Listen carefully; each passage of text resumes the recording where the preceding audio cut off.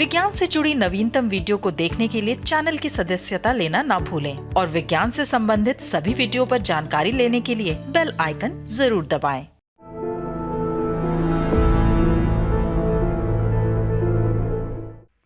Bulletin कोविड-19 में आप सभी का स्वागत है और मैं हूं आपके साथ अंजलि चौहान।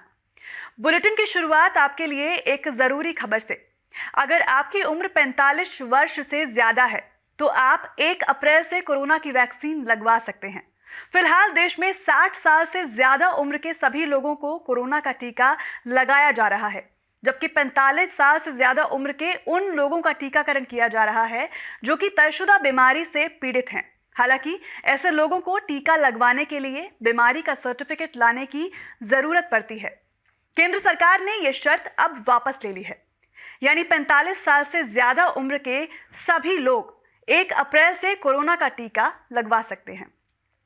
सरकार ने ऐसे सभी लोगों को कोविन पोर्टल पर पंजीकरण कराने की अपील की है। कोविड-19 के प्रभावी नियंत्रण के लिए गृह मंत्रालय की तरफ से दिशा निर्देश भी जारी किए गए हैं, जो कि 1 अप्रैल से लागू होंगे। इसके तहत सभी राज्यों से कहा गया है कि वो टीकाकरण की गति बढ़ाएं और नए मामलों की जांच पड़ताल और उपचार में भी तेजी लाएं। इसके अलावा राज्यों को सार्वजनिक स्थानों, कार्यस्थलों और खासकर भीड़-भाड़ वाली जगहों पर कोविड-19 उपयुक्त व्यवहार को बढ़ावा देने के लिए कहा गया है। देश में कोरोना टीकाकरण का काम तेजी से चल रहा है। इस बीच केंद्र सरकार ने देश में लगाई जा रही कोरोना वैक्सीन कोविशील्ड की दूसरी खुराक लेने के समय के अंतराल को संशोधित कर दिया है।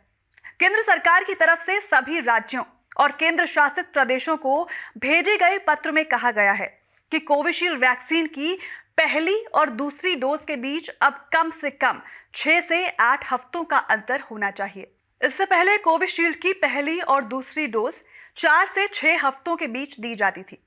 टीकाकरण पर राष्ट्रीय तकनीकी सलाहकार समूह यानी कि NTAGI और कोविड-19 के लिए टीकाकरण पर राष्ट्रीय विशेषज्ञ समूह यानी कि NEGVAC ने नए वैज्ञानिक साक्ष्यों के मद्देनजर इस अंतराल को संशोधित करने के लिए कहा है। वैज्ञानिक साक्ष्यों के मुताबिक अगर कोविशील्ड वैक्सीन की दूसरी खुराक 6 से 8 हफ्तों के बीच दिलाई जाती है तो सुरक्षा बढ़ जाती है, लेकिन यह अंतराल 8 हफ्तों से ज्यादा नहीं होना चाहिए। हालांकि 2 खुराक के बीच संशोधित समय अंतराल का यह फैसला सिर्फ कोविशील्ड वैक्सीन के लिए ही है और देश में लगाए जा रहे कोरोना के दूसरे टीके यानी कि कोवैक्सीन पर लागू नहीं है।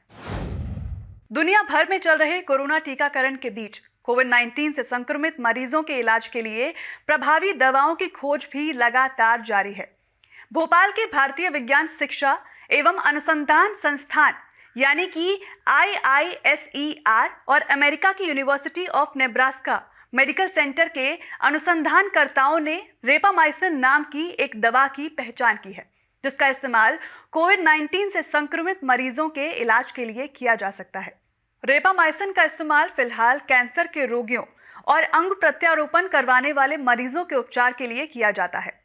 यह शोध पत्र अंतर्राष्ट्रीय जर्नल केमिको बायोलॉजिकल इंटरेक्शन में प्रकाशित हुआ है। शोधकर्ताओं का दावा है कि रेपामाइसिन शरीर में उन प्रोटीन्स को निशाना बनाता है जहां कोविड-19 का वायरस अपनी जड़ें जमाता है और इस तरह से यह संक्रमण को रोक सकता है। दरअसल किसी बीमारी के लिए नई दवा को विकसित करने में समय लगता है, लेकिन पहले से ही बनी हुई किसी दवा को इलाज के लिए मंजूरी मिलने की संभावना जल्दी होती है। आज के इस अंक में बस इतना ही। बुलेटिन कोविड-19 के अगले अंक में हम फिर हाजिर होंगे। आप सबसे अनुमति लेने से पहले एक विनम्र अनुरोध। विज्ञान प्रौद्योगिकी आविष्कार और नवाचार जगत के विश्वसनीय कार्यक्रमों को देखने के लिए अपने मोबाइल पर इंडिया साइंस ऐप अवश्य डाउनलोड करें। और एक बात और, देश का अपना विज्ञान चैनल इंडिया साइंस टीवी अब फेसबुक, ट्विटर, यूट्यूब, लिंक्डइन और इंस्टाग्राम पर भी उपलब्ध है। हमारे कार्यक्रमों के बारे में आप अपना फीडबैक एवं सुझाव हमें ईमेल कर सकते हैं।